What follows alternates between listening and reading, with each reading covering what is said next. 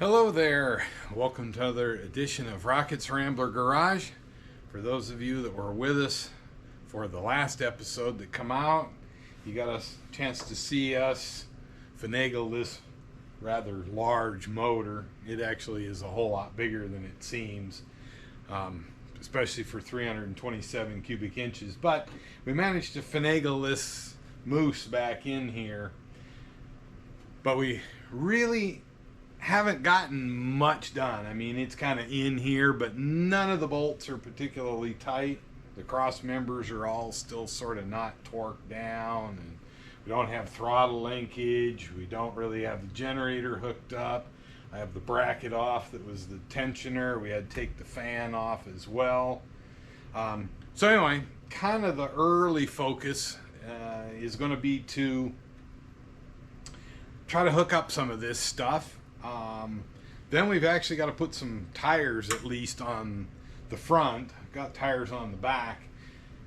And then we're going to roll it back so we can get the doors open without the lift in here. And we got to get the seats out. Not sure what we're going to do with the seats yet. I'm a little afraid the plastic, if you will, or seat covers made by a company called Finger Hut. They're still around today. They've been around for a very long time. I actually looked them up here the other day, and they just changed corporate ownership, but the corporate ownership's going to keep them under the Finger Hut name, but they're a brand as part of somewhat of a conglomerate now, and they got two main brands they're going to keep. But anyway, we're a little bit afraid. They get a really sticky feeling to it. And we've cleaned part of at least the driver's seat once. We're kind of thinking the plastic is breaking down enough that it's becoming sticky because of that. We may have to just take them off and throw them away, I hate to say, or save them and use them for a pattern to maybe make new ones of some sort. But anyway, we got to get the seats out and clean those up at minimum. Then we're going to prep the floor, and we're going to put down a Dynamat. Sorry to use the brand name.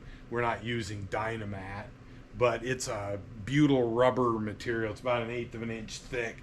It goes down, and it's a sound deadener that goes on the floor. And over that, we'll lay down an insulation, and we'll put down carpet padding, probably new carpet padding, and probably a new carpet as well. In an earlier edition, we pulled the carpet out for this and looked at it, and it was kind of so probably not going to put it back, but we'll see. It's going to take some time to make a carpet, so we may lose out on time and have to think of a little different plan. But anyway, for the first part here anyway, just going to concentrate on putting stuff back together as much as I can. We got stuff kind of hanging off of it and a bunch of tools laying around and all that sort of stuff. So going to focus on that next. I messed around a little bit with the fuel line and brake line off camera. We didn't get this quite back in here the way it was supposed to be. And I hung a little piece of slip over sleeve down here just to kind of remind me that we need to come back here and finish the brake line, or fuel line up, excuse me. So I think I'm going to start there. We were kind of talking over breakfast this morning how we want to do this, and we think what we're going to do is try to take and spend as much time as necessary today, get brakes in, the front suspension done and all that, get the front wheels back on it, make the car so where we can roll it back and it's mostly ready, other than a master cylinder, to be able to, I hate to say, kind of move under its own power again. Ugh, as spooky as that might sound. But I'm going to try to do all that, and then we're going to jump over and start on the interior stuff. So without further ado, we're going to set the camera up over here. Bring it down here and let me, ouch, see if that slips over. This basically does is it keeps the fuel lines and brake lines, since they go through these body penetration holes, it keeps them from rattling if they rub or touch the hole at all. You go down a rough, bumpy road and keeps this stuff from rattling. So I guess the next bit of fun is the right front suspension. Once we get that done, we can move on to sway bar. And someplace I wound up with an extra bolt. I can't figure out where it came from or where it goes. Out of your head. Maybe it's got undercoating on the head of the bolt, so it's been in a wheel well somewhere. And I was looking last night to try to find where the stupid thing went. I, for the life of me, can't find it. Last night, I went ahead and put the strut rod bushing into the body mount.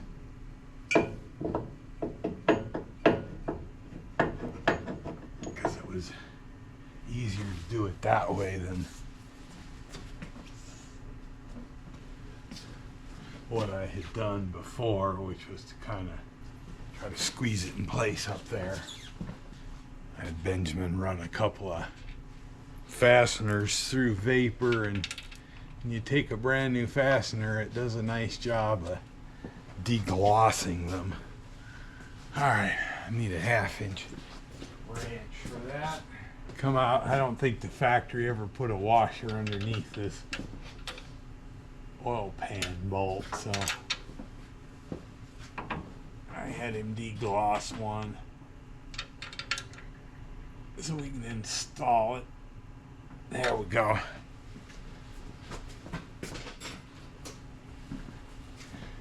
The interesting part is, on automatic transmission cars, at least in 65 and 6, you use this stud over here and it holds your tranny cooler lines that come right down here past the Earl pan. For some reason, when we took this one apart, they had it on the other side, and I don't know that they normally, the automatic transmissions have things back over on the passenger side, but for some reason they put it over here. Of course, this is a manual, so it doesn't use them anyway. Captain Mayhem this morning got busy and took pity on the operation here and fished the tools out from the front seat of the car from our steering wheel endeavor, so I don't have to use the torque wrench for a ratchet like I was doing last night, because I was too lazy to crawl up into the car and go get the stuff. So what I do here, I gotta squeeze and compress that strut rod bushing so that it draws the strut rod back, so I stand a slim chance of getting the bolts to line up. These things are notorious a ton of fun to begin with. The new bushings are, whether they're homemade like I've been doing for a number of years now, or you buy commercial ones, either way you go, they are stiff.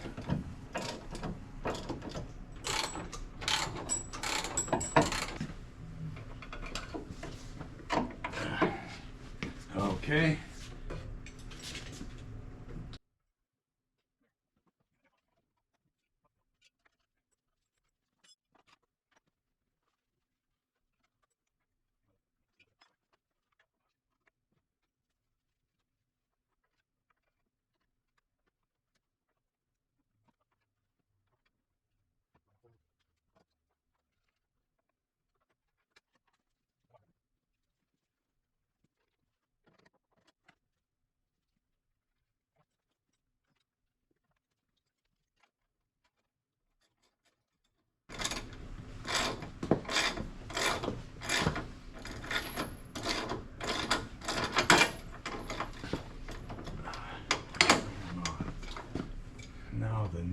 been mauled at some point, and the socket's not going on full depth. See it? Sure not something in the socket? Nothing in the socket.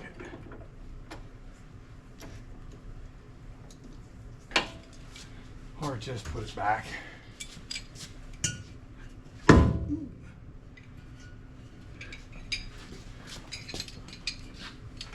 That strut rod bushing is tight enough. It's gonna make putting the spring back tough. You're gonna have to pull down on that so I can put the spring. Yes, you're gonna need that. We're gonna go over to the press and squeeze this down and clamp it a little bit lower. Let it come up. Let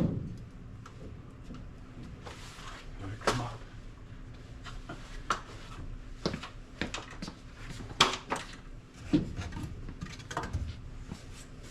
The last bit I gotta do by hand because there's cotter pins. I gotta line the holes up. Put this away. Yeah, you can put that away.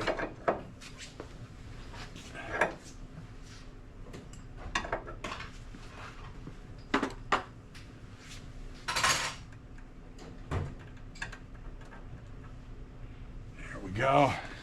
Cotter pin in. This side's already tight. Just need to put the cotter pin in.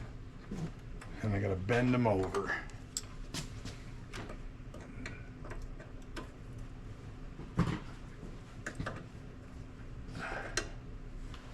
Can I have some channel locks, please?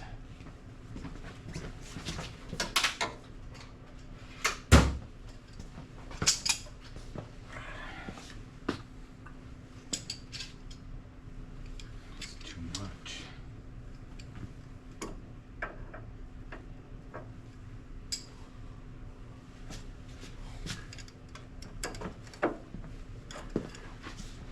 Okay, there's that.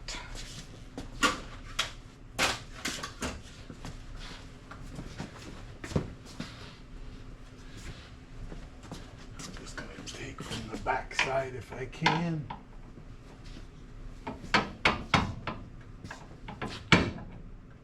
I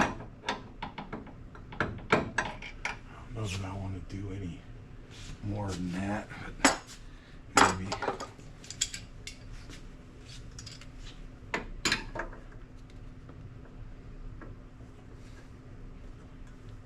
Oh, that's beautiful.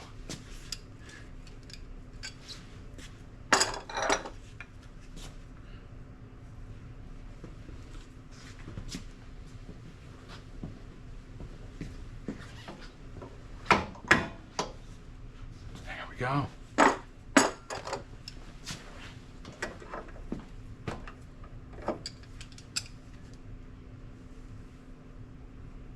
There. Not that either of those would ever work its way undone. Ooh.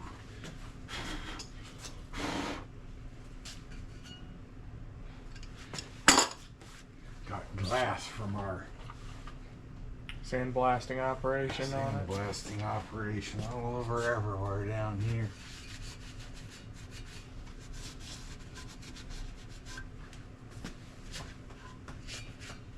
Do we want to? Here's a scary thought. Do we want to work on putting the brakes in this? Next thing we need, I think, is some shock absorbers. There's some shocks. Yeah, let's try to. Which are in the trunk, I believe. No, they're not. No, I brought the rear. They're on the table. Somebody got fingerprints on the bell housing dust cover, man. I had to come down here and clean up fingerprints everywhere.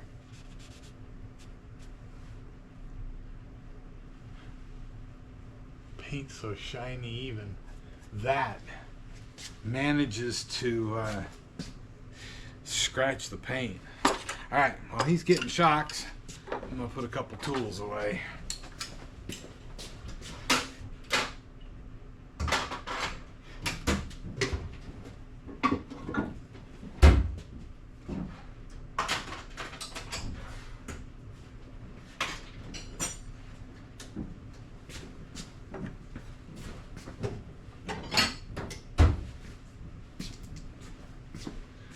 Okay, so some quick info on these shocks.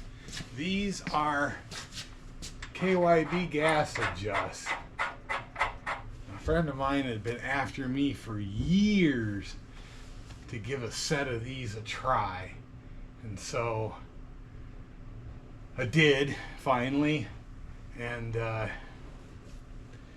what we've been doing now, because they've worked out extremely well, which is exactly what he said. He said, try them, you'll like them. So we did, and we've been putting them in everything now.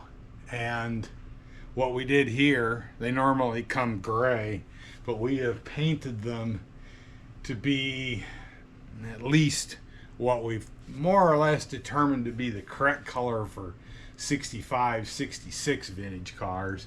So I bought a quart of paint, and so we've been spraying them from their native gray to a kind of a bluish color. So we sprayed them, and then we put them back in their package. What size hole do we have in our cross member? Oh, this goes in the outside one. That's the small hole, so we need the big end down. We have the same up above. No. One more.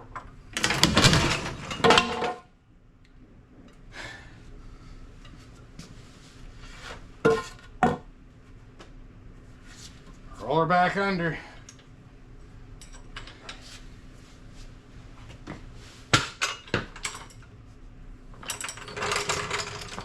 The next thing we're going to do is put the sway bar back in. And then after that, we're going to work on the steering and get that back in. Mayhem's off grabbing the sway bar. I'm going to bring the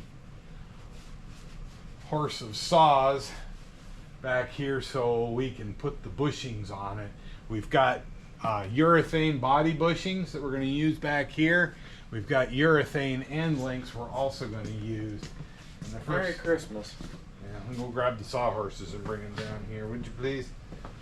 First thing we got to do is put the body bushings on this, which is always fun. Bolts?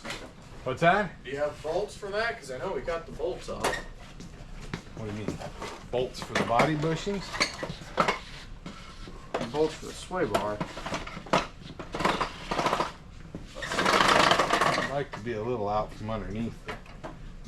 Alright, so Energy Suspension makes a 9.8106 G. G gets you black.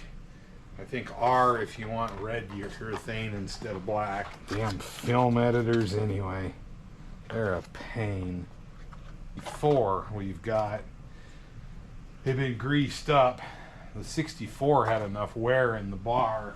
So I suppose first thing I better do is go check this bar and see just what we have here. The other one had enough wear. I had to take and put one size smaller bushing in it. Anyway, these are made by a company called Prothane. For those who would like to know. They've improved these things quite a bit. They serrated the inside of the bushing so that there's actually a place for the grease to stay. And so far in this arrangement, I haven't had troubles with my urethane bushings starting to squeak on me. Just I've been able to do wedge them apart with a screwdriver, and then you have to just sort of use that as your starting point. Alright, starting to really look like a car for once again. For a while everything was very disassembled. I suppose while it's up in the air I might as well spin the oil filter back on it and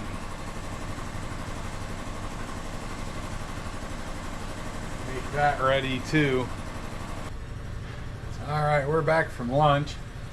Mayhem's over doing a little bit of blasting to get those front brackets done. so we can get that cross member with all the bolts in it it's supposed to have. I'm going to move to the back, get started a little bit on the brakes. But the first thing I need to do, I put these in kind of a hurry. And as you can see, the rubber mounts for this stuff kind of shifted, flexed, and none of it's in quite the right spot. So I'm going to put a jack and a board underneath here, take the load off the shock, dip her down a little bit on this side, and then I'm going to pull the spring out and go fix these isolator bushings.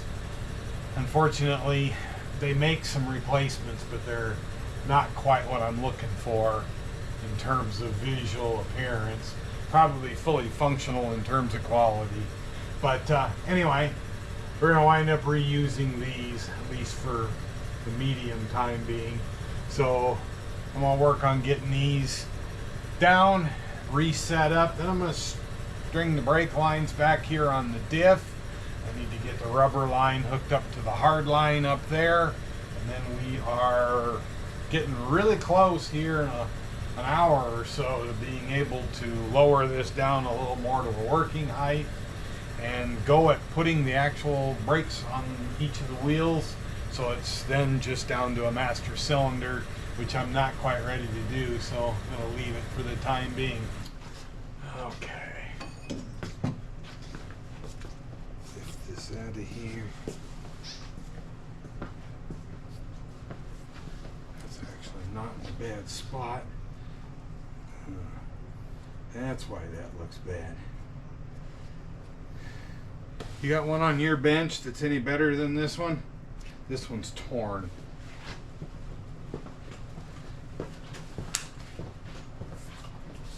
We got some potentially decent used ones around here. I have nothing. But you had one over on your bench over there. No, that was for the barn. Parking brake pull goes through. Probably would have been nice if they'd used E-clips. There's a little spring washer in there that's the hammer behind you. Take it to the anvil and gently straighten that out.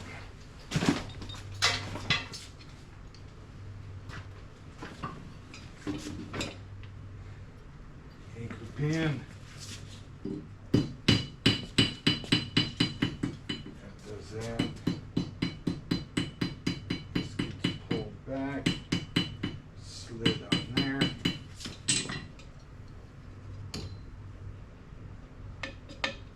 And then that. Hangs right there.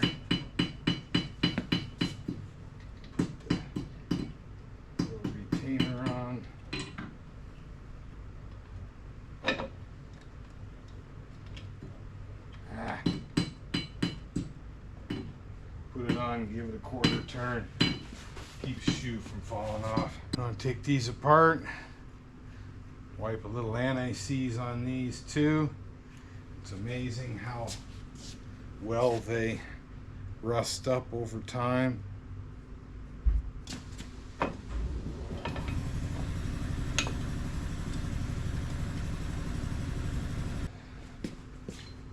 one's tough to put in.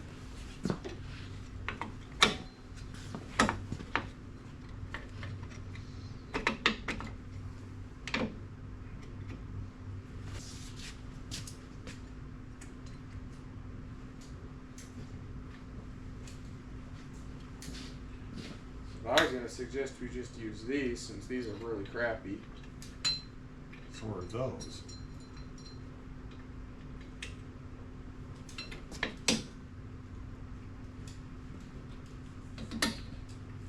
At this stage.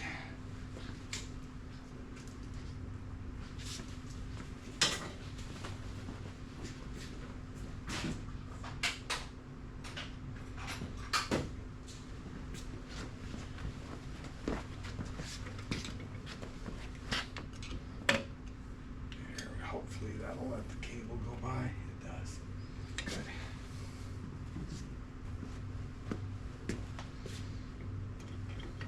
those following along. Long shoe always goes aft.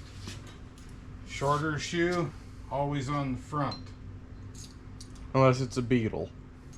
Well, we won't talk about Derek's derelict beetle. They did something weird. They put the wheel cylinder vertical in the shoe's top and bottom.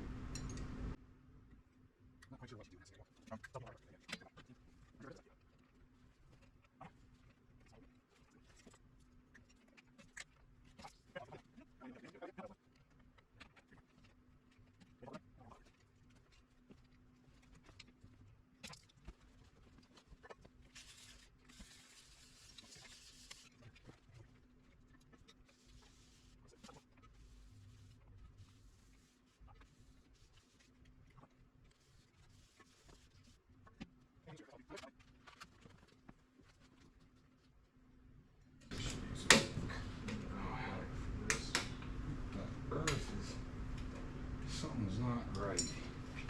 Oh, he slipped off for one. I vaguely remember there was a gasket over on the other side that we never replaced.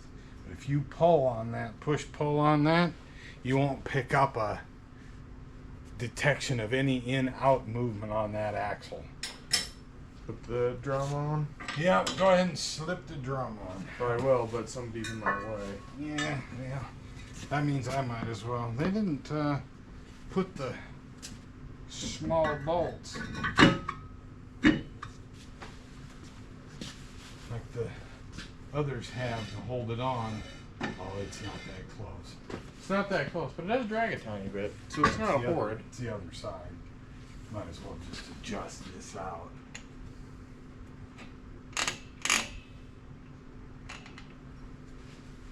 See if it slips on. If it does, slip it back off. Slip it off. You know what we forgot to do? What? We forgot to put a wheel cylinder in this one. Go ahead and slip that back off. Oh, he put the make it happener into it.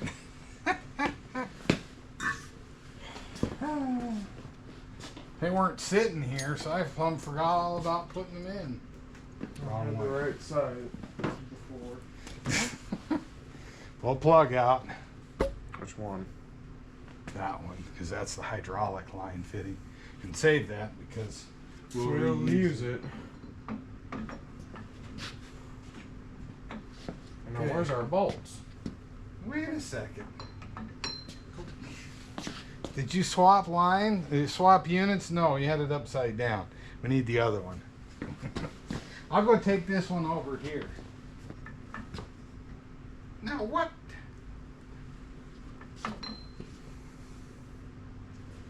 Hold on one cotton picking minute here. What on earth we got going on?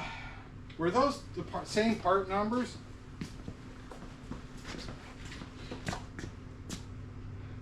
No. No? I'll hold this up. Those are not left and right.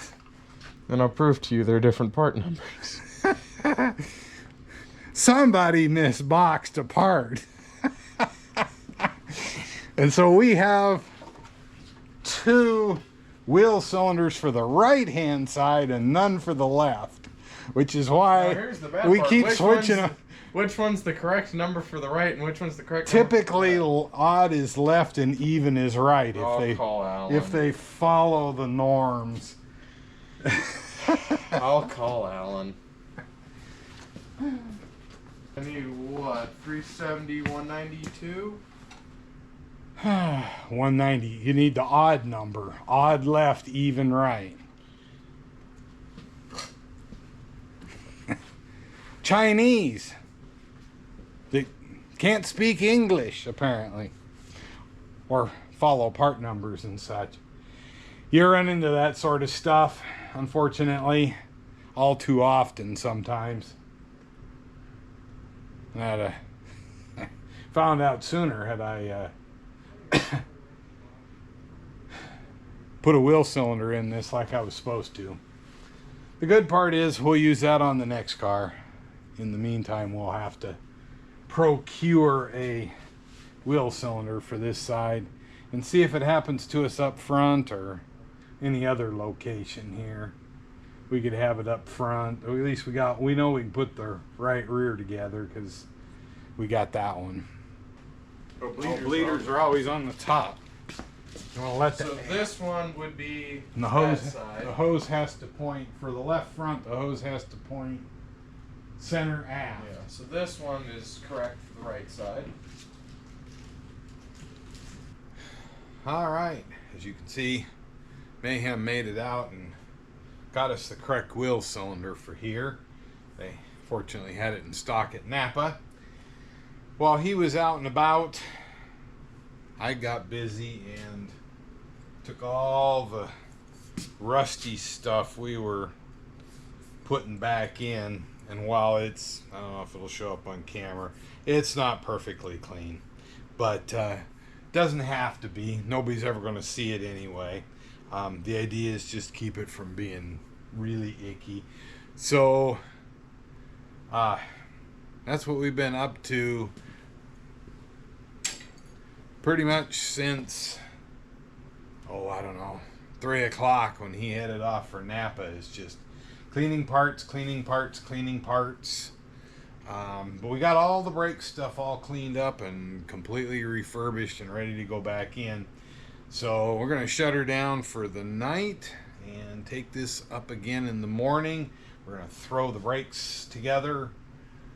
Shouldn't take very long, actually, now that everything's clean and nice. We just got to anti-seize some stuff and do an assembly. We'll put this down on its paws. Gosh, that's going to be the first time in good 3 months. 3.5 months that it's been down on its paws. We'll clean up here behind the car, and then we're going to roll the car back and start on the interior, the long-awaited interior. So we're getting closer to being done with the mechanicals. While it's down on the floor, it'll give me a chance to throw the radiator back in and do some more topside stuff as well. So anyway, with that, we'll conclude for the night. We will see you in the morning. Short shoe on the front, long shoe on the back. Anybody know why they do a short shoe in the front and a long shoe in the back? This goes out here with the push rod, pushes in. This shoe grabs the drum and it forces, because the bottom link is not anchored, that pushes the bottom of the shoe on the backside into the drum hard, as well as it's getting pushed out here. So they actually use a longer lining here because you're doing more braking on the rear lining than you are with the front, just because of the rotation factor on things. It's amazing though. Years ago I didn't know, and so when we actually went back through the last car we took to Kenosha, I found I'd put both short shoes on one side of the car and both long shoes on the other side of the car. We had to get busy and do a switcheroony, and helped a friend do brakes in his Firebird, and we found somebody done the same thing in the rear on that, and it was like, oops. I'm gonna get my junkie rag.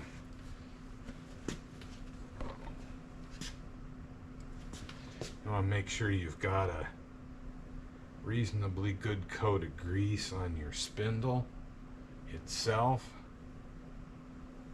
It doesn't do a whole lot, except if you get moisture in here, it keeps your spindle from rusting, which can be a real pain when it happens. I got out one of my dirtier rags, except I think I'm going to grab an even junkier one. In an earlier video, we went through and did bearing packing and all that good fun stuff to these. So if you want to see those getting done, check out our earlier videos. I'm not going to run back through it. All those bearings were pressure packed, new grease seals installed, all that good fun stuff. All right, as promised, we got the car back on its paws. We've got it in a spot where we can get the doors open. So the next thing I'm going to do is get busy and pull the seats out of this so we can clean the floors and get going on the interior. Mayhem is busy cutting some boards we got to put underneath the parts car. This car's got the emergency brake cable. It's just about ready to break down here where it ties into the equalizer. So we've been up pulling one off of another car to stick in here, but right now it's still propped up in the air on jacks. So anyway, while he's doing that, you'll hear a saw running in the background. I'm gonna get busy and get the front seat unbolted so we can lift it out. All right, well, I need some muscle. You ready? I'm actually ready to lift this out. If you can set those aside and give me a hand. You want to climb through and carry the other side, or do you want me to? I don't need knees. You don't need knees? I wouldn't recommend walking on your knees. And we got to be. No, I can duck walk pretty well. Yeah, you're gonna have to if you can. You can keep setting it down too. You can pick it up and set it in front of you, and then come forward and do it again. Ready? You're gonna have to kick your end to your right. There you go. Yeah. Not very tall in here. No.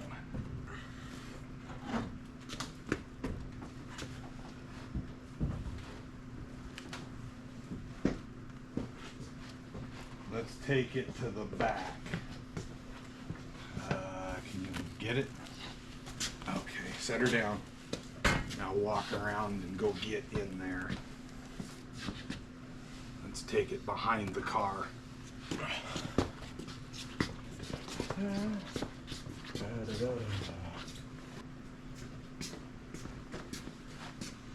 Bojo. Good little plastic scrapers. Or little plastic pry bars. Try one.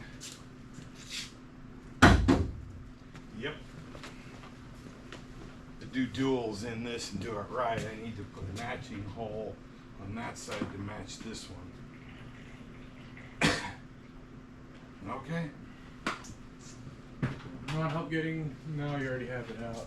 I already have it out. Round number 2. Shot back time. We need to debate.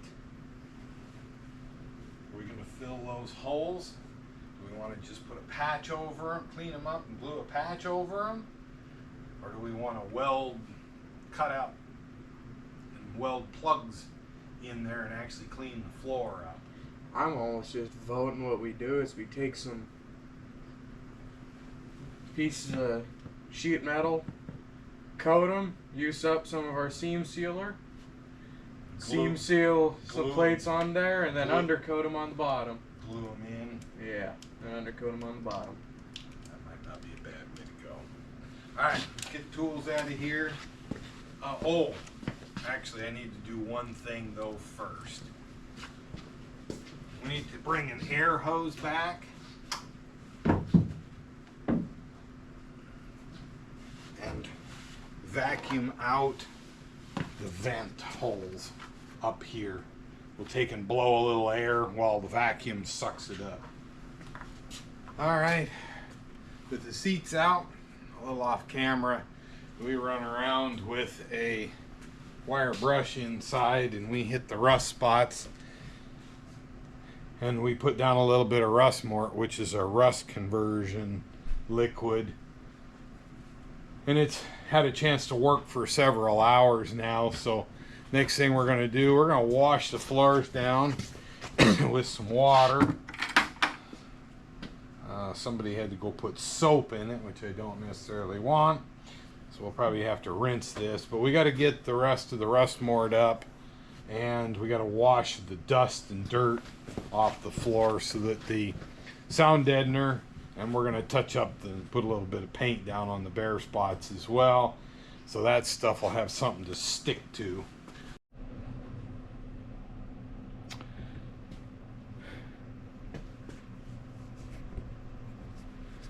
All right, the floors have dried. As promised, I'm going to put a little bit of white down on the bare spots in here, give that a chance to dry overnight. The product we're going to put down, doesn't necessarily need it. It sticks to the floor and provides a water barrier. But in general, I try to touch up the bad spots anyway, because it makes me feel better. So anyway, I'm going to go ahead and put some paint on this and all, like I said, all the bare spots. And then we're going to call it a night.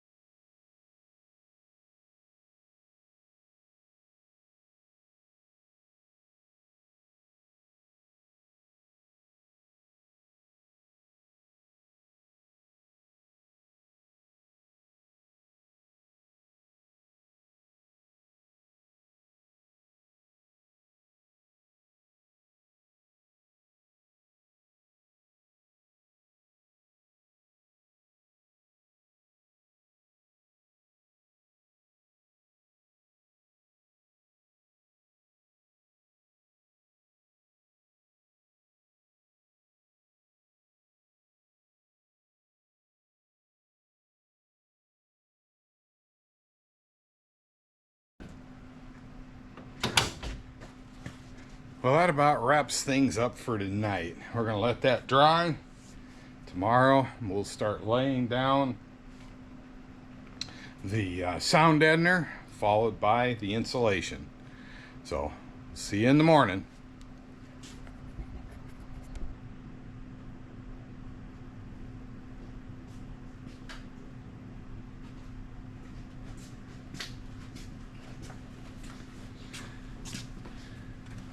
Good morning. Welcome back.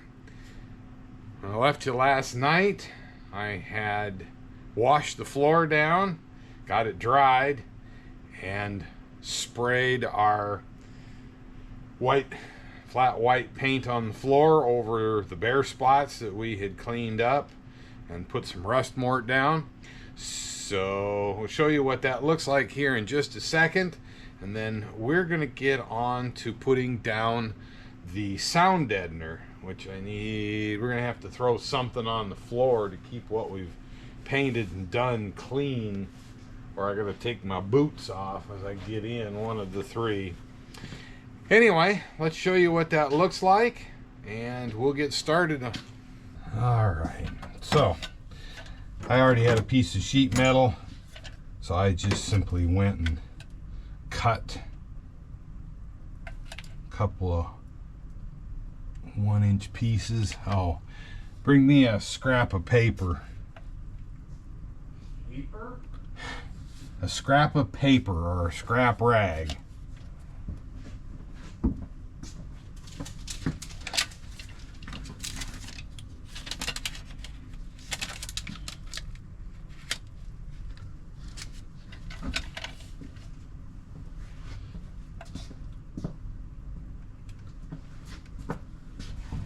So we're just gonna take and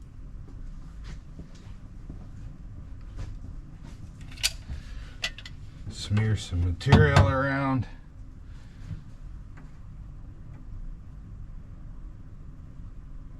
Put it in place. Take an acid brush and kind of smooth out the mess.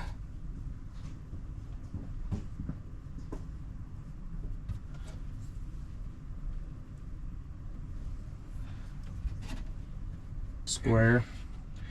No, this is just a, let's see, that's there. What am I doing? That ain't gonna cut it. I just have to eyeball it and guess. This one's gonna take off pretty quick. Something like that. You're out way too far.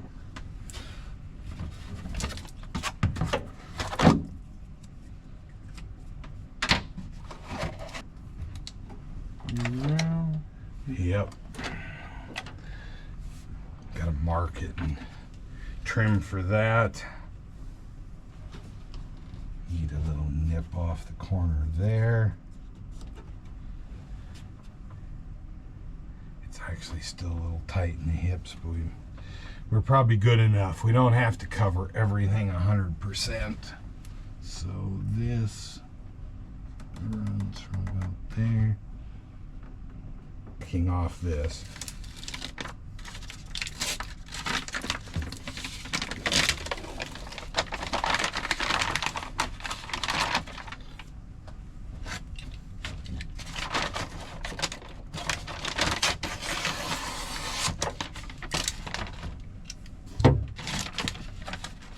That's got caulk on it. I have the trash can right here. I know you do.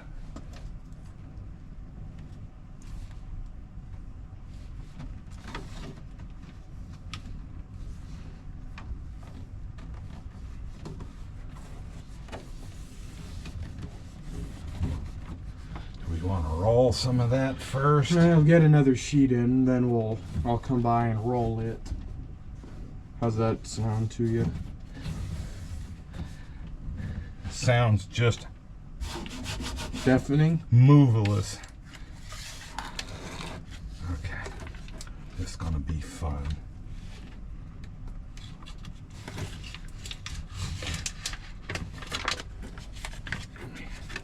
I'm gonna need to peel that and curl it slightly. There it goes.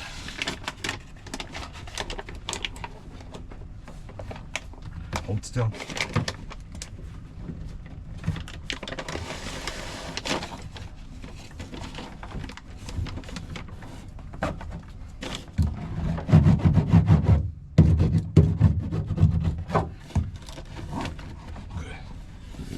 Stretch it a little bit. Yeah. And if it rips, oh well, I can fix the rips in it. It did right there.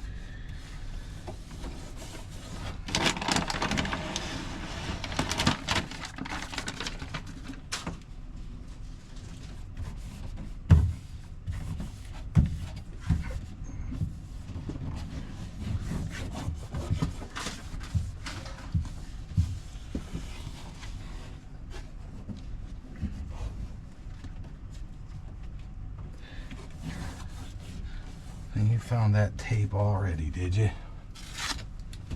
Yeah, can you have the scissors?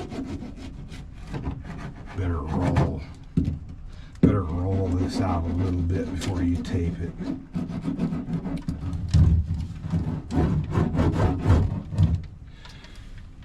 That's all you do. You just sit and roll it in place.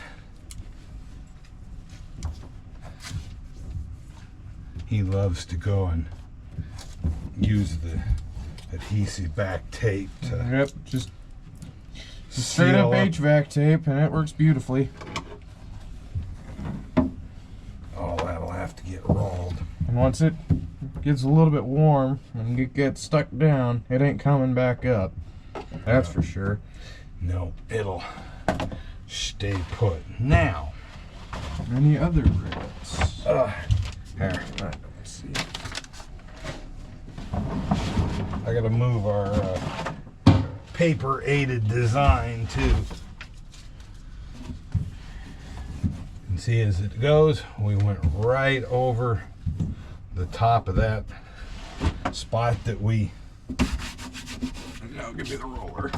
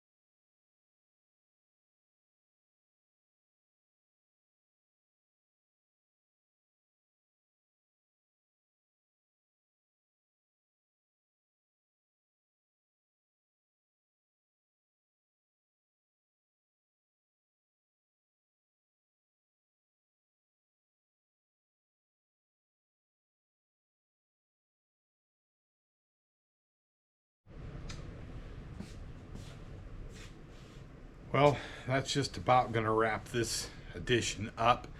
I'm going to take you portable here in a second and take you around and show you what we've been busy doing all day.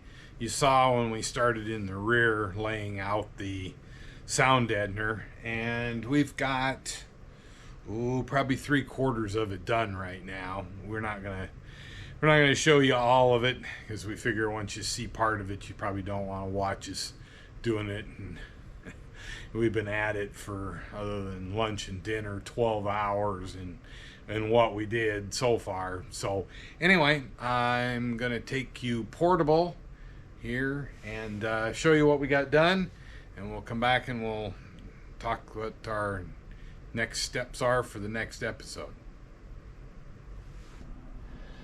Okay, we've gotten all the front's floor area and most of the area under the seat done.